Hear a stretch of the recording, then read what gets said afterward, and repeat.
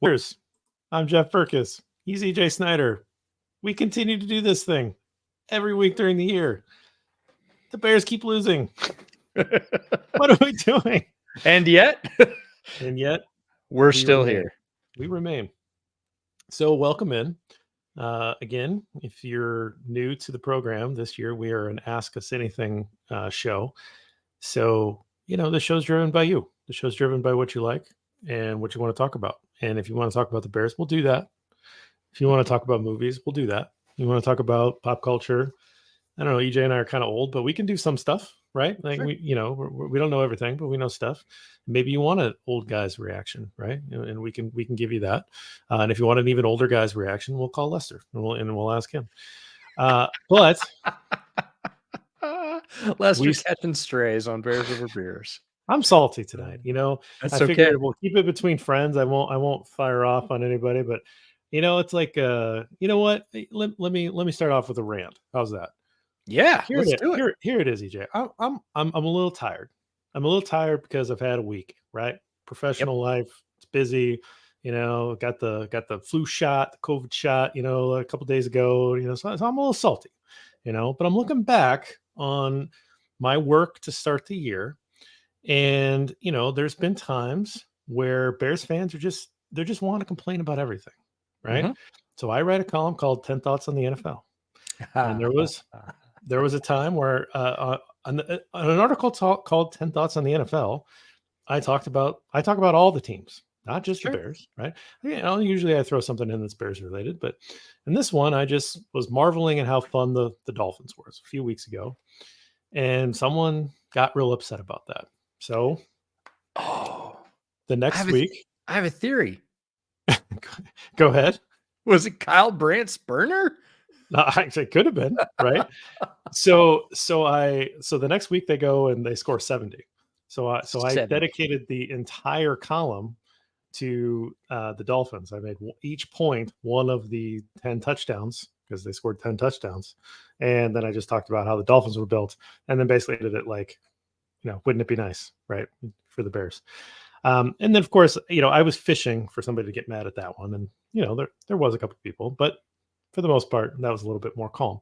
Then I wrote a column about TJ Edwards being off to a great start in terms of tackle numbers and how he could potentially be the new tackle leader. And then when you look, well, who is the tackle leader, right? And where's the official stat start? It's actually kind of an interesting question to ask because before 1993, teams kept their own stats, and that put Dante Jones as the known leader. But it's kind of actually a weird stat because Jones played in 93 and beyond, or 94 and beyond, I think is what it is. And so he has his stats on Pro Football Reference that you can find. But a guy like Singletary, who retired right before they became official, he doesn't have his tackle stats up there, right? So you don't actually know what his unofficial tackle stats are because they're not posted. Or if they are, I don't know where they're at, right? I don't know Buckus is, right? You can't go back further. So the guys that played past the year where they made them official, you can see their unofficial stats going backwards, but you can't see the other guys. They don't post them. They have different stat columns. And so the biggest number that you can find for a Bears season is Jones's. Right. But it's unofficial. So is that really his record or is it Roquan's record, which he set in a bad year, which is like in the 160s, 163 or something like that. So that could be the record. Or are you someone who says, I don't like the idea of combined tackles. It just has to be solo tackles. That's right. And then it's Urlacher's record, right? So it's kind of an interesting question. And I thought, well, this is kind of fun. I'll put it out there, a little silver lining. People want something positive about the Bears. I get killed for that. Who cares? The Bears suck. It's a stupid record because the Bears suck. The Bears D-line sucks. So the record doesn't matter because it's a linebacker on a bad team, bad defense, of course. And I'm like, do you know these other guys that I'm talking about? 1990s Bears linebacker, they were terrible. Urlacher, the year that he has the most solo tackles, that defense was terrible. Like, you get that, like, this happens. Like, sometimes you set records on bad teams. And so there's a complaint there. But if I say something nice, then there's a complaint there because the team sucks. If I say something bad, well, I'm just piling on. I'm just part of the negative Chicago media. And I ask you good people of the internet, of the podcasting community, of the YouTube community, what am I supposed to write about for the next 3 months?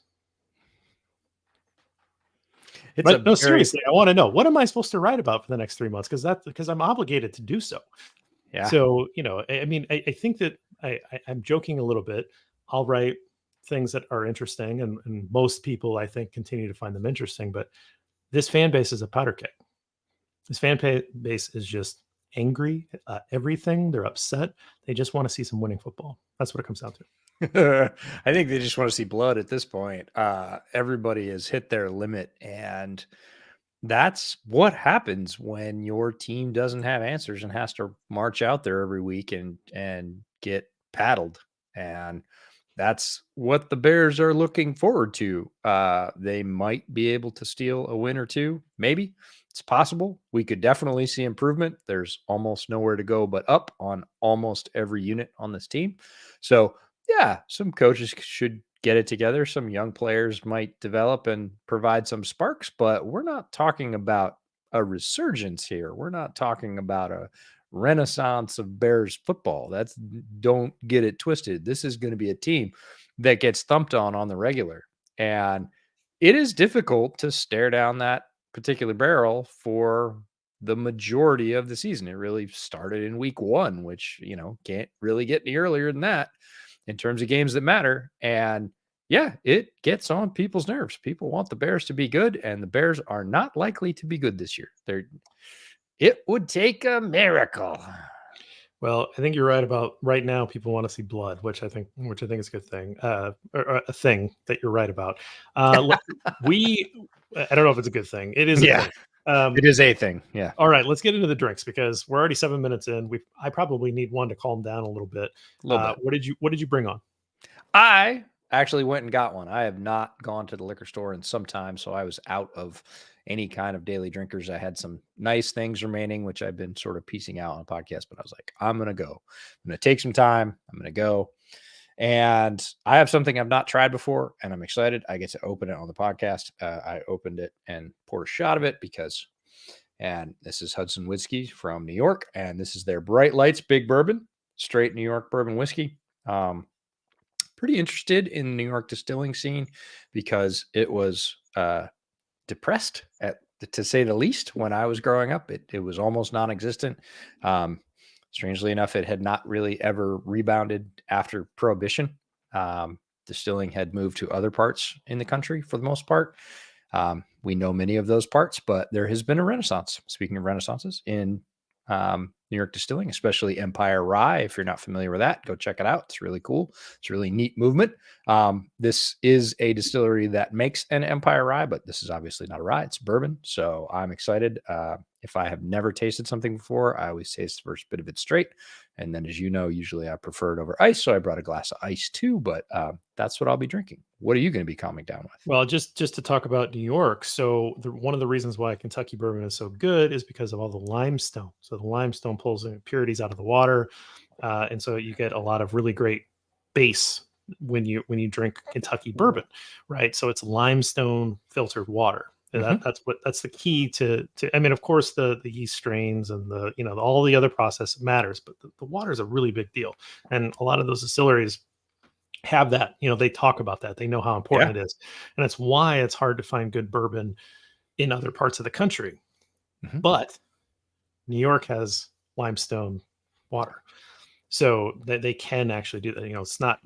It's not as big as Kentucky in terms of where you can locate, but they sure. The other places in the world, Scotland has and Ireland have good limestone water as well. So anyway, little aside there. I actually made a cocktail.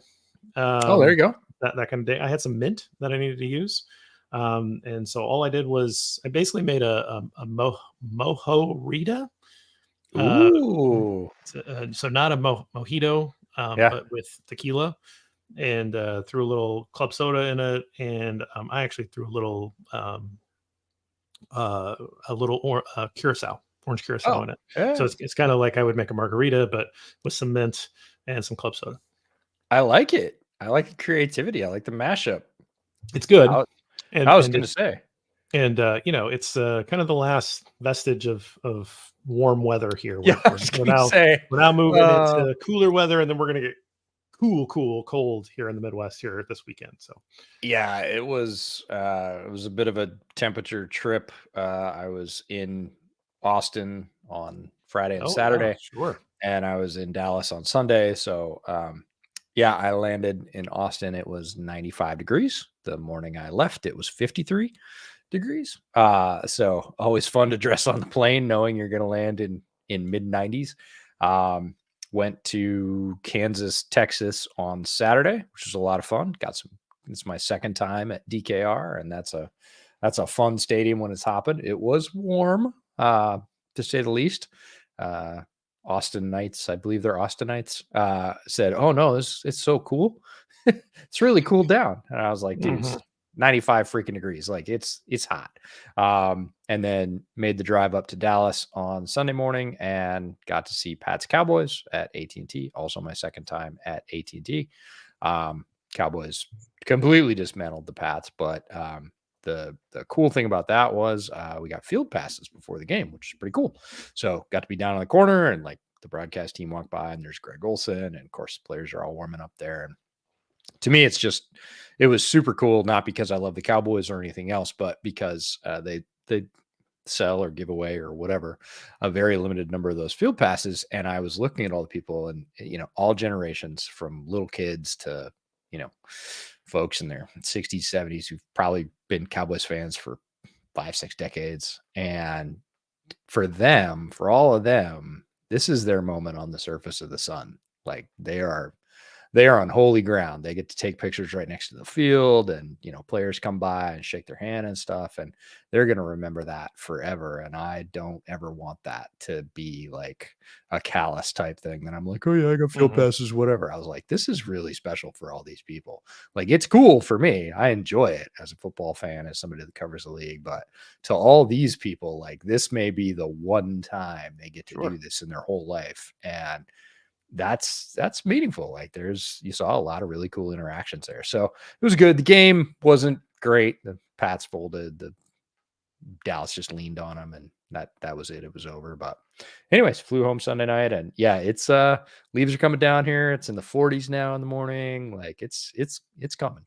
Yep, it's coming. We're gonna get there here soon. So well, let's get into this football team, and let's debut my word that I created for today's column. Clusterfloos. That's what this that's what this team is right now. It's a real clusterfloos. 100%. So what in the world is happening with Matt Eberflus? Because he's messing around with his press conferences and him talking to the media, giving inaccurate information. And these people are not dumb. Like they want answers. They want to be able to file a story that's accurate. And when you're giving bad information that your PR team comes up and has to correct a half an hour later, we still do not know everything about Alan Williams. Now, whether or not that's the responsibility of Matt Eberflus to say anything, there's some weird timing on press conferences where he's on the record of saying things that then get switched pretty quick after that. Like, things aren't going well. Nope. And so you have the Chase Claypool situation, which I think is part of this clusterfloos, where he's not part of the team anymore. They're trying to get rid of him. They're trying to trade him. They're trying to, they're at least going to cut him. But he comes out and says, well, he was, he chose to stay home. PR team backs it out. No, he was asked to stay home. And actually, he's not even going to be here this week. We've asked him. It's better for the team if he's not here at all. I mean, I get that, but Lester and I talked about it. We put a lot of it on the individual, Chase Claypool himself. Like, I mean, he's costing himself tens of millions of dollars, but this is also happening on Eberflus's watch. So 100%. What is happening to this team this is supposed to be a culture coach, and this guy doesn't have a culture. This is supposed to be a guy that has a defensive background, and the Bears might be one of the 3 worst defenses in the league right now. I don't think that's an exaggeration. you know, last year their pass rush was non-existent, and we all kind of gave him a pass because, well, he doesn't have, the talent's not there. They're on a pace for a much worse sack total so far this year, and they have better players. So if you're a defensive-minded coach who's supposed to bring in culture, and you have a locker room that's in disarray, you're not communicating well with the media, and you can't call defense, what are you doing here? It's a legitimate question at this point, and that is a tough place to be in the first month of the season. Like asking, what does your head coach do? You know, it's a lot like a football team. Like football teams are a reflection of their coaching, and there are football teams that we get to week 6 or week 7 or sometimes earlier, and we go, what's their identity? What are they good at? What do they do when they need to? Can they get a stop? Do they go to the run? Do they open it up? You know, what's their thing? What do they hang their hat on? And there's nothing, and those teams don't do very well. Coach Eberflus is in a relatively similar position, and it's across the board. It's your question is valid. What is it that you do here? If you're coordinating defense, that's great, but if we're going to judge you on the defensive stats, you're not going to like it. If we are going to judge you on your culture, which was supposedly your rallying point, and he puts a lot of time and effort into that. That largely has been his public face during his time as the coach of the Bears is I have the hits principle and I'm bringing alumni in and I'm trying to reconnect the organization. And, you know, we appreciate the community. And like, that's been most of the messaging that we've gotten from Eberflus. Most of the team specific stuff has largely come from polls or the chances that we get or got with, you know, coordinators, position coaches. Rarely, almost never hear from position coaches under the current regime. So what is it that you're doing here? Because like you said, the messaging stuff is extremely troubling. And to my estimation, this is what happens. This is like watching somebody unravel professionally. Mm-hmm. Yeah. And it's really rough. Like this is a hard thing. He's a human being. You know, he doesn't want to suck. I don't think anybody like goes to work going, man, I'm gonna be terrible today. Right. Like everybody goes, I'm trying my best here, and he is trying his best, and it's not working. He's losing his grip.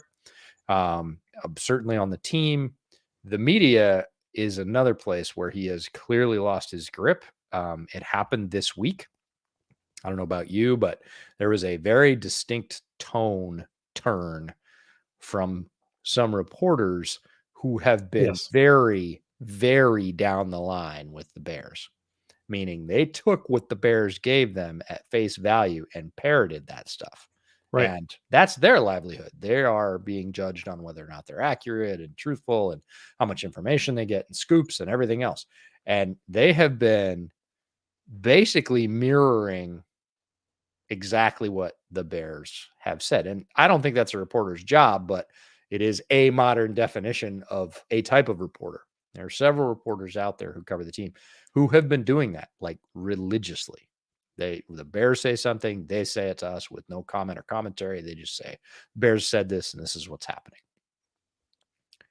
Several of them, 2 to 3 of them, turned significantly within the last 5 days and basically said, the Bears said this, but I don't believe them anymore because it was the professional version of screw you. I am off the train. Like you have pulled me along far enough and I'm not going down with your particular ship. This is my professional well-being. You're tarnishing that now and I'm going to throw you under the bus for it. And some of it was nice. It was all fairly professional, but it was also very distinct. I am now kind of like the turn I had last week on this show where I said, I'm now a hostile witness. You need to prove it to me. I am not taking what you say at face value anymore. Bunch of reporters sort of followed suit. I'm not saying they listened to Bears Over Beers. I'm saying they chose in their own. They obviously should. But they should. But I'm sure they said enough is enough. Like I have been led down the well. This is baloney. There's nothing down here but darkness. I'm going to start climbing back out because this is dumb. You do not have a handle on it. You do not know how to handle it. I thought you did. I gave you lots of benefit of the doubt. Like this could have happened weeks and or months ago. Did not. And a bunch of folks basically said, that's it. I'm saving my own skin. And that is a very significant turn for those of us that watch the Chicago media. That is everybody's out of the boat. Like, nobody wants to be around rats leaving the sinking ship, whatever. I'm not calling journalists rats. It's a figure of speech, but like, nobody wants to stay. Everybody's off at this point. It is as toxic as it gets. It is not in any way positive at this point. Like, nobody's looking for nuggets anymore. Nobody wants a scoop or a story. Everybody wants out and doesn't want to be associated with this because it is on fire. It's in disarray. It's sinking. You can say whatever you want, but there is a serious lack of institutional and organizational control that definitely falls on the head coach's job, desk, title. Buck stops here, right? Doesn't seem like that's being claimed by the head coach. Falls upwards towards the general manager. Most of it, Poles is doing his best to try and keep a lid on all this stuff, but it all just keeps erupting. And that's very indicative of what's going on with the entire organization. Left hand doesn't know what the right hand's doing. Can't he get like basic messaging straight? Forget the product on the field, which is abysmal. Like, it is all going wrong right now. We're getting to watch it kind of like slow motion train wreck, and it is rough. Yeah, it's basically the GIF from Anchorman where it's I don't believe you. And the number of times that, like someone like you and me, we can do that pretty early on because we don't have the relationships inside Halas Hall, which puts us at a disadvantage in many ways. But it also puts us in an advantage in a way that we don't have to protect any sort of relationship. And so if we smell BS, we can call it out. Sure. And I think that we have been, not just you and me, but plenty of other people, people on our team, people that we would consider our colleagues have been doing that too, like calling that like, nah, this isn't right. Right. Yeah. When all this stuff with Alan Williams is coming out. And again, we do not know the full story of Alan Williams. I'm going to keep saying that until we get it. Right. Or at least enough to satisfy that we know what has happened. But there was a lot of BS flying around there. And, I don't know the real story, but the story that they were feeding you was clearly BS. And so it's like, let's at least treat us like adults, right? I think you owe your fan base, you owe the media that much respect to just treat us like adults. I know you can't say everything, but like say that, right? There is a way to do this, right? And that's a lot of people like, well, they're doing the best they can. They're they don't have any baloney. You have a choice. You can literally do what you just said. Look, it's a developing situation. There are legal ramifications. We're not at liberty to say when we'll say what we can. That probably won't be what you all want to hear or enough to satisfy you. But we too have obligations. We're not going to say things that aren't true. We're just going to say nothing for now because that's both prudent and what we're required to do. And that's it. We're going to talk football for a bit because we literally can't tell you anything else. So, as details become available, we'll share them. And that's that. Like, you can just say that. And that, it doesn't make people happy. They're still going to go away grumbling. Reporters always want to scoop in a story. But at least you treated them, like you said, like adults and professionals and said, hey, I'm doing my job. You're doing your job. Nobody's mad at each other here. I can't do what you want me to do. And that's where we're at. Instead of, oh, well, it's this. No, it's not. It's this. Oh, no, that's not right. And then making up something else to cover that. And it just kind of snowballs. And then you lose that very critical trust of the local press corps, and they don't believe you anymore. And so now anything you say, whether it's about coaches, players, schemes, results, whatever, it comes with I don't believe you. Well, and that's how you lose organizational trust. It's not about, it's not about the crime. It's about the cover-up, right? Like that's a lot of, the Bears not bringing in people, notifying the league. And again, we do not know everything that happened. Maybe there's nothing behind it, or, or there's something very serious or something in between. But, for them to try to cover up or say things that are shinier or rosier than what they are, that only comes back to bite you. So again, head coach falls on your shoulders a lot, fair or unfair. It's a real cluster flues. So I'm gonna keep going. We're gonna coin that thing until he's I done. love it. I think it's highly appropriate. Like, yeah. All right, so we'll get into some questions here. We're going to start off with Graham, who's been hitting us up quite a bit, and we'll start with the fun one here. How many? He's at Yardbox77G. I have no idea what that means. How many more consecutive games does Iberflus have to lose before the show is retitled Bears over Bourbon? I mean, we're up to 14 straight losses. I haven't had a beer on this show in like over a year, right? Like the whole shtick was that like I'd bring bourbon on after a loss. And then now it's just like, that's just what I drink is bourbon. This team drove me away from beer and to bourbon full time. Right. So, I mean, I just I have to drink hard liquor now to be a fan of this team. I don't know. I know it's a joke, but we're not going to change the name of the show because we have branding. We've got a cool logo, right? Like, right. you know, so that's probably not going to happen. But, you know, the practice probably has changed, at least for me. Yeah. And in full transparency, we were just like pushing for transparency. We'll tell you what we're drinking every week. We will not say it's a beer and have bourbon or vice versa. Like, by the way, this stuff is, we'll talk about it at the end. Yeah. Okay. Have you had it? Yeah, I've had some Hudson Valley. Yeah, I like the New York scene because again, the limestone. I really do think the limestone. This is good. So far, early returns are good. Early returns are good, and it's a neck pour, so that's even better. That you're enjoying it from that. Usually, you need the bottle to open up a little bit. Yeah. So this is also from Graham. This is a more serious one. So he says, well, kind of serious. He says the Bears won't be playing on Sunday.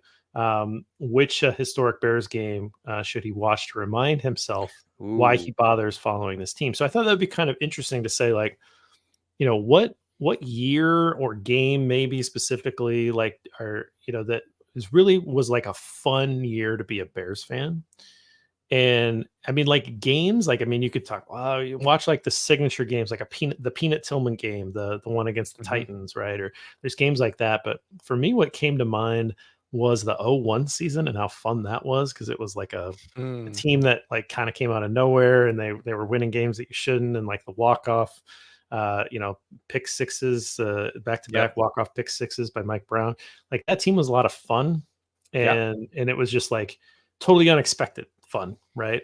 So I don't know, that's the ones that came to me, but what pops to your mind when you think about that? Yeah, it's more than games, it's almost players. And I love the sort of kernel or facet that you pulled out there that was like unexpected fun, because this year we're experiencing the opposite, right? And if you want to remind yourself why you bother following this team, like we were expecting a good year. We were expecting improvement. We were expecting, you know, a bunch of things to gel and come together and be better. Almost nothing is, which is scary because last year was a purposely down year to clear the books. So it seems hard to do worse, but yet with many more things, options, money, it is worse. So that's like unexpected bad. So the unexpected good, whether it was low round draft picks who panned out, I'm thinking about folks like Johnny Knox, who were just like, whoa, like, what is this? Like, this is a thing. Bernard Berrien, you know, if we're talking about wide receivers. Twice. Yeah. And, you know, obviously Mike Brown was a higher pick and, you know, a good player, but the walk-offs were super special because it hadn't happened that way. Anytime you thought very little of the team or like had very low expectations and something really cool happened, even if it was limited, even if it wasn't a playoff appearance, if it was just a single game or, you know, even a single player performance, even if they didn't win that particular game where you just went, whoa, that guy can really play.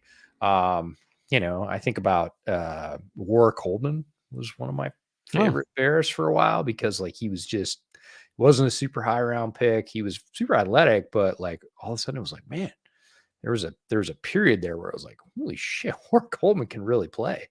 Like in the tradition of Bears linebackers, we weren't expecting him to be the next great, and he's not the next great. You know, he wasn't the next great Bears linebacker, but he was like really good there for a bit. Then there's the whole paperwork thing and whatever, but like on the field, like he was an unexpected fun player.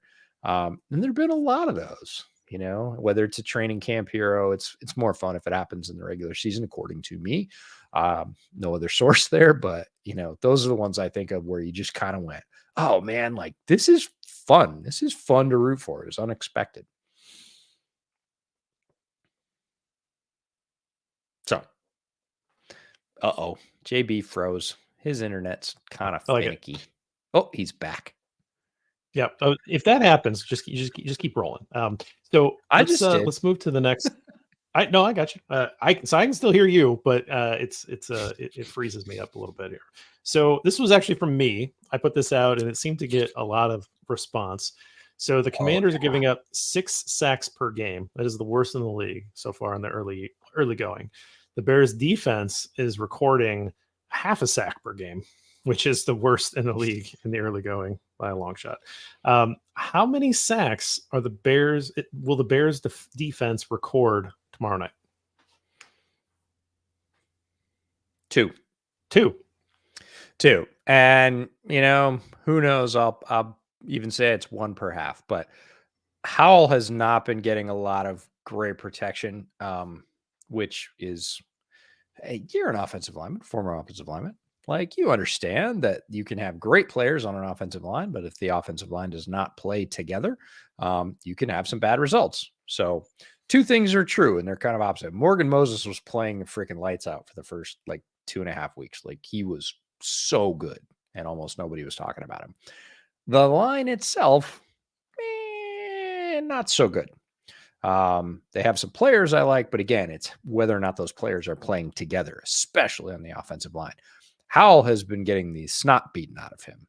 And the performance that he put in last week, despite getting the snot beaten out of him, is special stuff. And speaking of going back to the last question, I put out a tweet that it reminded me very much of the game in Russell Wilson's rookie year. Midway through his year, came to Chicago, pushed the Bears to overtime, largely through his own force of will in the second half. He was not the Russell Wilson we were used to, but he was morphing into that. Actually ended Brian Urlacher's career, won that game in overtime. And from then on, he was like, ooh, this is a guy we kind of have to worry about. And he went on to become Russell Wilson. Sam Howell's game last week, especially the last drive in the fourth quarter, felt like that to me, where he was getting hammered. Like, the Eagles were beating the hell out of him. And he just kept making clutch throw after clutch throw, ice throw after ice throw, but he's still taking the hits. So protection's not great. Howell's playing really good. I think the Bears have a chance to get home. There's a couple guys, Yannick can do it. Billings has showed the ability to do it a couple times. He's going to bulldoze the middle of the line a couple times. I'd say they get to Howell twice. It's not going to be like a ton. It's certainly not going to be the Seahawks versus the Giants, where it was 11. But I'll give them 1 in each half for 2. I'm worried about the secondary holding up, to be quite honest with you. That's what worries me the most, is that they're banged up and they're and young. Or the guys are young or lower pedigree players, and so it's not like you're going to get a lot of Howell having to get through his progressions. And like, the Bears just aren't. They're not only they're not getting sacks, they're not getting pressure, and there's not a lot of creative pressure that's being called applied. by. I mean, honestly, like, he brought Brisker a few times last game, which is great. Like, he got some pressure on the quarterback. Didn't record a sack, but got some pressure. But I mean, he's been so uncreative throughout this entire season and last season as well. And you just don't even see stunts. Like, I mean, it's really sad. I mean, it's a sad pass rush to watch, because they're just expecting there to be the Eagles defensive line up there, and they don't have it. And if you don't have it, you're going to have to generate it and create it and get, and if you can't do that, and I know this is now devolved into me being upset with Eberflus, but that generally was what happens. But so I mean, I think 1, right? Like, I think it's impossible for me to think that they're not just going to get to him once, because they have been so bad and he's been holding on to the ball. But I mean, people are saying, 3, like, I don't know, man. 3 would surprise me. That's how bad the pass rush is. Sometimes it's like, it really is an interesting question when you have 2 things that are both really bad. What's going to be worse, right? Like, I was arguing with our friend, not even arguing. We were just kind of going back and forth a little bit with Sam Householder about the over under in last week's game. And I'm like, honestly, the over is going to be comfortably hit. Like I felt pretty positive about that. And he's like, well, they're bad offenses too. I'm like, yeah, but these are really, really bad defenses, and these offenses have players. They have potential. I think that Sure. I think the over is going to hit pretty comfortably. And I mean, I happen to be right. Another multiverse. It's different, right? But sometimes you can just kind of see it in your head. And as bad as the Commanders have played in terms of pass protection early, and Howell with young quarterback growing pains, I just don't see there being much of a threat on this Bears defensive scheme and philosophy for him to have to worry too much. And then I think he's going to have opportunities to get the ball out of his hands to pretty talented receivers. That's the other thing too. He doesn't have just one guy to throw to. He's got multiple good weapons, and he can get the ball out. So I don't know. I guess I would say one. Yeah. And he's also got a scheme. He's got a coach that understands what to do when you don't have an offensive line. Like Bieniemy did not have a great offensive line in Kansas City all the time. He understands how to protect your quarterback by getting the ball out of your hands quick. Bobby Slowick's doing it for the Texans right now with CJ Stroud. Like the Texans line is completely grenaded. Like they're on to third and fourth options. They're getting them back this week, but they've been doing it with smoke and mirrors, like get the ball out of your hands in 2 seconds. And Stroud's been paying that off, but that's Slowick saying, I am not going to put you on 5-step drops. I'm not going to put you on 7-step drops. We are going to run, quick pistol stuff. We're going to run 2-step drops. We're going to run smoke routes. Like I'm going to protect you with scheme, and EB knows how to do that. So you're very right that they may just limit the Bears' opportunities that way instead of saying, hey, we're going to trust our line, which would be a silly thing to do at this point. The thing that really bugs me about all of this, and you said it's devolving into a rant against Eberflus, is how many players leave the Bears and do better. And it seems like all of them now, right? Roquan, we knew Roquan was really good, and he was going to a very good defense with a great defensive signal caller. He was going to be good all the time. That one doesn't really bother me. Yeah. But like Nicholas Morrow, like I was excited. You remember about Nicholas Morrow, right? I remember. Because, yeah. And I thought he was an ascending player that they were getting at the right time. And I was assuming, foolishly, again, hostile witness here, that they would be able to continue that ascension. Nope. They stagnated it, plateaued. He did basically nothing last year. Goes to the Eagles. Sean Desai, former Bears coach, again, having more success since he left, turns Morrow loose, and he, leads all interior linebackers in the league in sacks. Sam Mustipher, punching bag Sam Mustipher, goes to the Ravens. His pass blocking is vastly improved, right? At least passable. Let's just say that, which it was not while he was here. Like, again, here's the raw materials. How are you going to use them? Okay, we're going to take those same ingredients. We're going to give them to another cook. Oh, wow, their food tastes way better. Yours is still crap. Like that bothers me on an organizational level because I'm into team building. I'm into the draft. I'm into acquiring assets and building a roster. But if your coaches can't utilize that roster, it's not going anywhere. Right. Yeah, that is frustrating. It helps to have the Eagles defensive line in front of you to be able to 100%. But yes, 100% that they're, and which is also, Ryan Poles building this team outside in, which is weird, right? I mean, it's just, that's the part about Poles that I don't understand. Like that he tried this year. He took a bunch of high picks and threw them at the defensive line. And again, one I think is good. I think Javon Dexter has potential. And I wasn't upset with that pick. The other defensive line pick, I was like, feels a little early to me. Like, I'm not sure. And that's, again, not saying he's not going to be a good player. But again, when you have a limited developmental coaching staff, he's not going to be a good player quick. Like Pickens doesn't have a lot of chance right now because this coaching staff in general has not made anybody a lot better.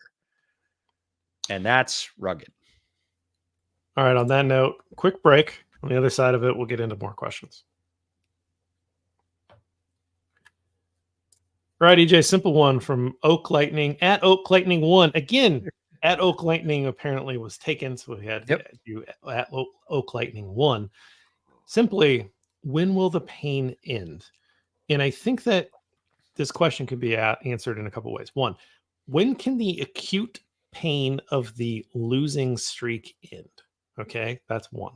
And then two, when can the more long-term issue of the pain of this franchise end, right? So when does this losing streak end? And then when can we maybe like get out of this muck? Okay, well, we'll keep it lighthearted for a second because we haven't been very lighthearted this far. How is Bears fandom like hitting your hand with a hammer? Is this a setup to a joke? It is. Okay, I don't know how is Bears fandom like hitting your hand with a hammer? Feels so freaking good when you stop. Yeah. Yeah. So the acute pain hitting your hand with a hammer being, bouncing off the bottom of the league in so many categories and just seeing again this slow motion train wreck at all levels. End of the season, probably because the Bears do not fire people in season, which I don't understand. The league moves faster in every facet than it used to. The idea of a 3-year building window is ridiculous. You're going to be fired in 3 years if you're not good, period. Right. Like nobody gets 3 years anymore. So the idea of like, well, we'll just let them go through the season, that's fully 1/3 of that cycle. And if you're pretty darn sure that that's not occurring, get those folks gone, start your search process. And, I don't know why that is, whether it's, we're getting our money's worth out of them for another 14. You're not. They're not doing their job. You goofed. It's a sunk cost. Admit it. Get it gone. As is, the Bears don't fire people in season. I think that's antiquated. It's not going to get better in season. Like, that's clearly not going to happen. It almost never does. But get them gone. Clear the air. Say, nope, we made a mistake. It's over. Like, we know this isn't going anywhere. We're not just going to ride out the string. So, unfortunately, end of the season for that. And then the question really is, well, there are multiple questions. Does Poles stay? Is this Kevin Warren's chance to clear the entire slate? That could be a whole nother show. Like literally, that could be an entire episode where we talk about the case for Poles staying and getting to use all the assets that he has accrued, because he's accrued a lot of draft assets.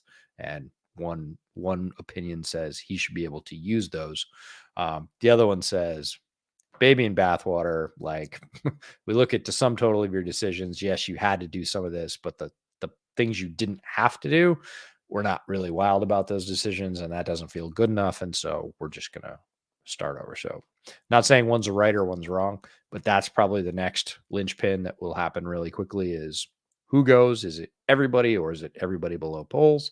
And then really who the next coach is, right? If the Bears can, and I'm not saying they can, but if they do land somebody like Ben Johnson, there is renewed hope right there. Ben Johnson has developed lesser players. He has maximized an offense around people that aren't, generational quarterbacks, right? It's not Adam Gase with Peyton Manning and Peyton Manning saying Adam Gase is great. Well, no, it was really Peyton Manning calling most of those plays. So, Adam Gase is average. Like Ben Johnson's done it with Jared Goff, who is a good starter, but not great. And he's made him look great. We're talking about a top 4, top 3 offense last year.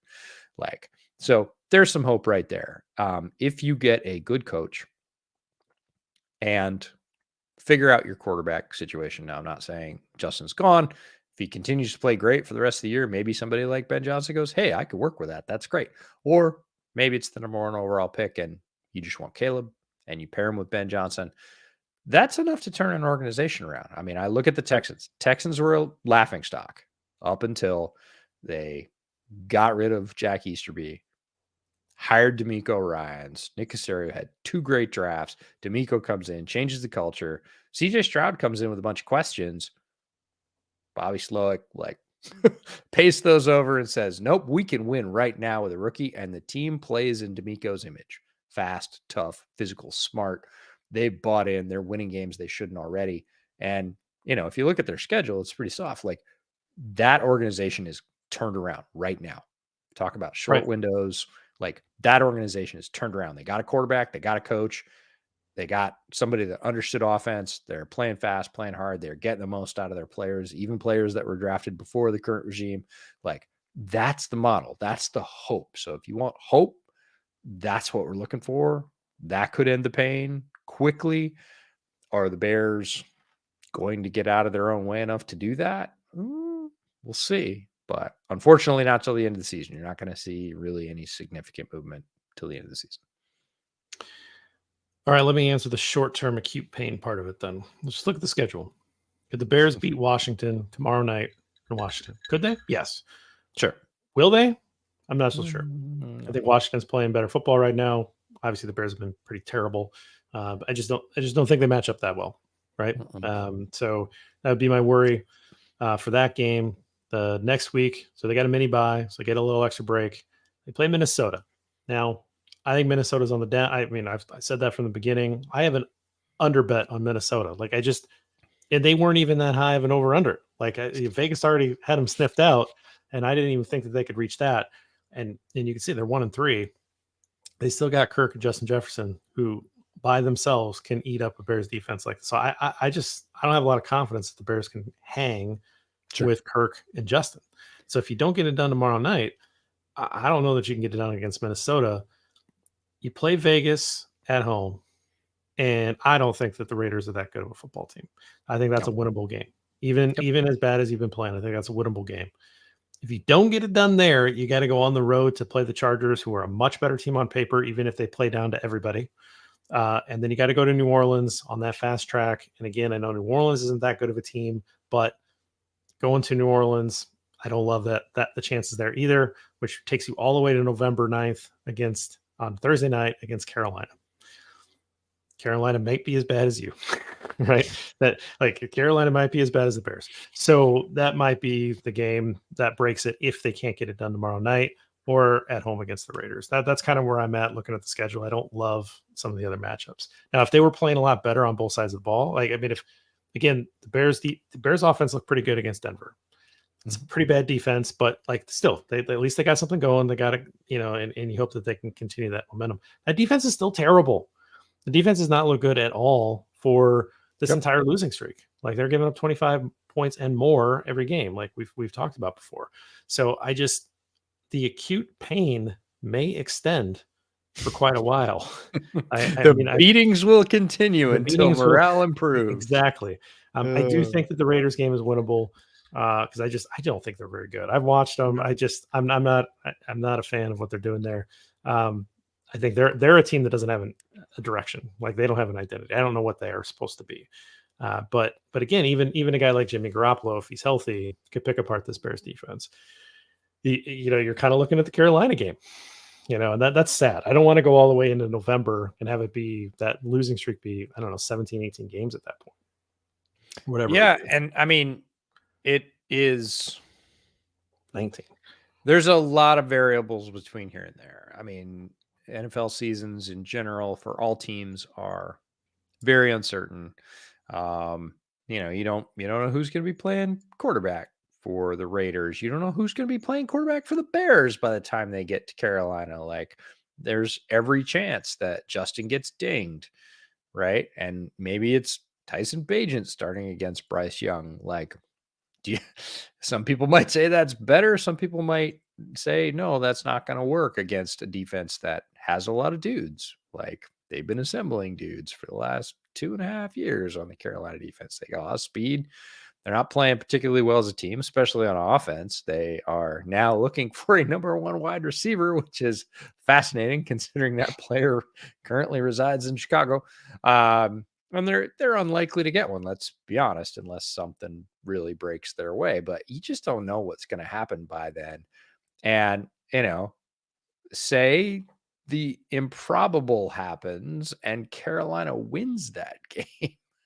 Like at that point, you are at the absolute bottom staring up. Like, because Carolina is clearly one of the worst teams in the NFL right now. Like, just you can say what you want about development, you can say what you want about roster building and players, but they do not have that mesh between their new head coach and their current roster. It is not clicking the way it is in Indianapolis or Houston or a bunch of other places. So, that's kind of the worst case scenario in one way. And I realize that the draft pick compensation makes it a little bit one way or another. It doesn't really kind of matter. But if you toss the game to Carolina, like who who are you hoping to beat at that point? Because there's nobody easier on your schedule. Everybody brings up the Cardinals, and I got to tell you, I've watched the Cardinals. No, the Cardinals are going to kick the crap out of the Bears. Yeah, the Cardinals are feisty. So stop talking about the Cardinals. Maybe by the time you get there, but not right now. They're well coached and they're playing hard.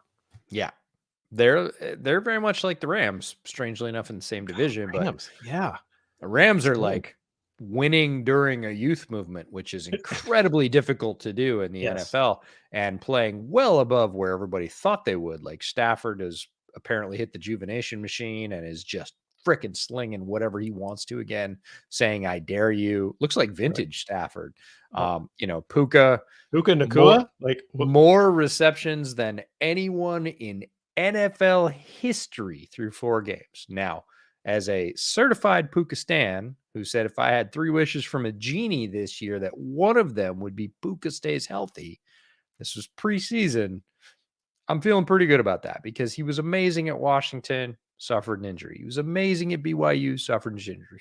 Was really good at the Senior Bowl for the first couple days he was there, suffered an injury. It's always been injuries, but every time he's had a chance to play, he's looked amazing. And he has looked beyond that. Like, again, all of NFL history, that's a lot of receivers. And Puka's caught more balls than any of them in the first 4 games. That's hard to think of.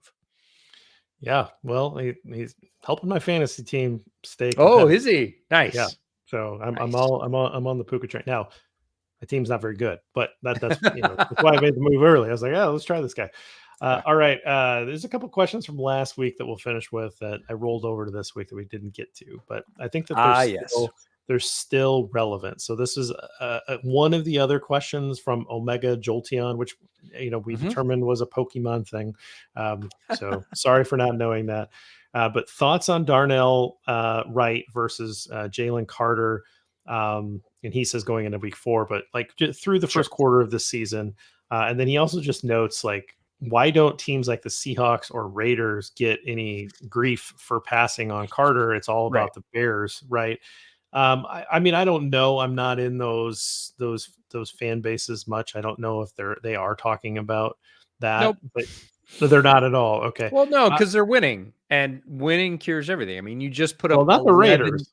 No, but the Hawks just put up 11 sacks versus the hapless Giants. They're not asking why don't we have another pass rusher? Like they're fine.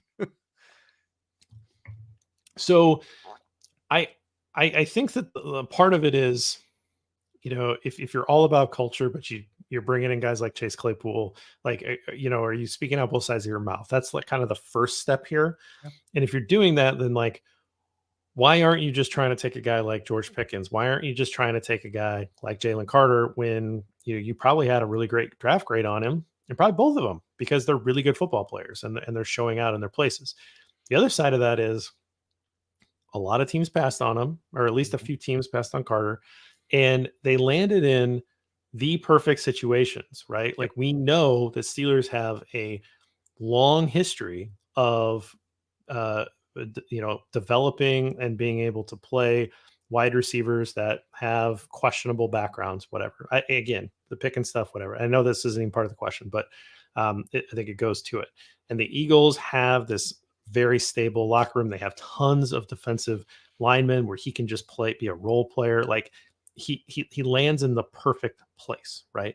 Now, if he's here in Chicago, is that the perfect place? Look at what's happening in this building, right? What would he be doing in this building if he's he's thrust into something that's basically burning, burning down right now?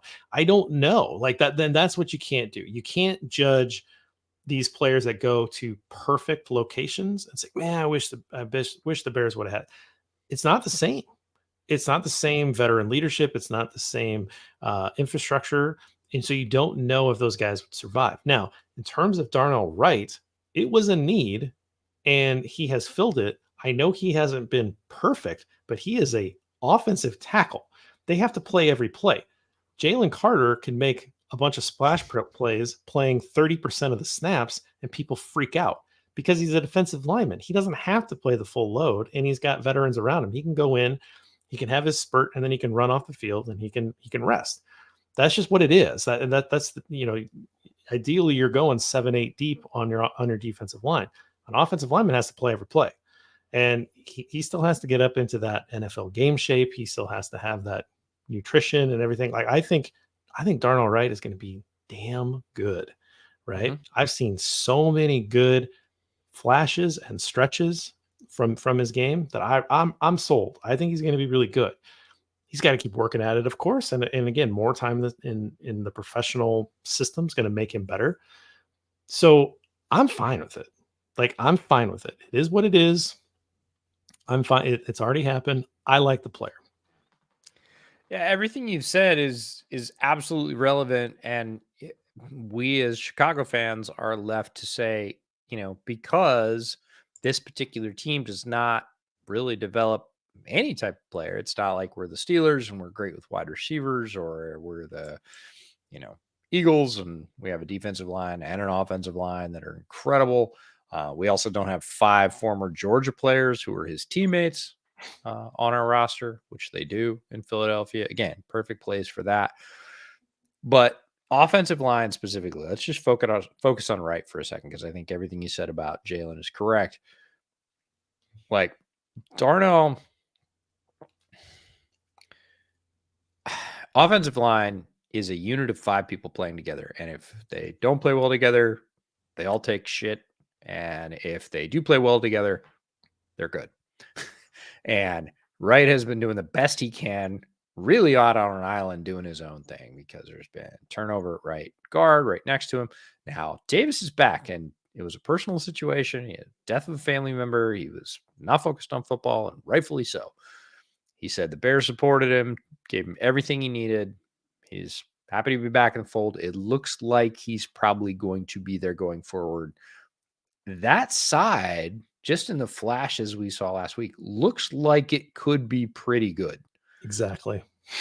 Right could be a lot better with support from Davis, who was a preeminent free agent addition. And I know it's a rough start, but now he's there.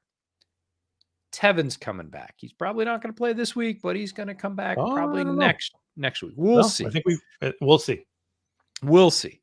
But that means Whitehair probably pivots to center, which means Patrick's not on the field, these are all additions by addition. Literally. We've got Davis coming back. That's an addition. That takes some rushes, some veteran stunts off Darnell's plate. Whitehair comes back, makes the calls, veteran center. He's had issues snapping before, and he's not played great anywhere lately, but I think we can agree he's better than Patrick at center.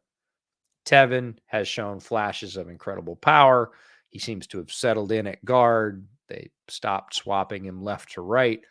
Now you're looking at possibly Tevin, Cody, Nate Davis, Darnell Wright as 4 of 5. Left tackle, still a question. Is it going to be Borum? Is it going to be, we'll see.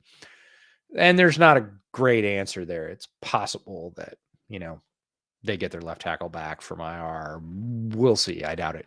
But it doesn't much matter. Like now you have a short of injury, solid 4 working, and we'll probably see some passable offensive line play. And that would be a huge step up from where we've been, which is guys dropping to different levels, missing stunts, running into each other, like complete chaos, which makes it very hard to do anything else. Run the ball, play quarterback, throw more than a 3-step drop. Like that alone, that sort of gelling and solidifying of the offensive line is a reason for potential small flickers of hope.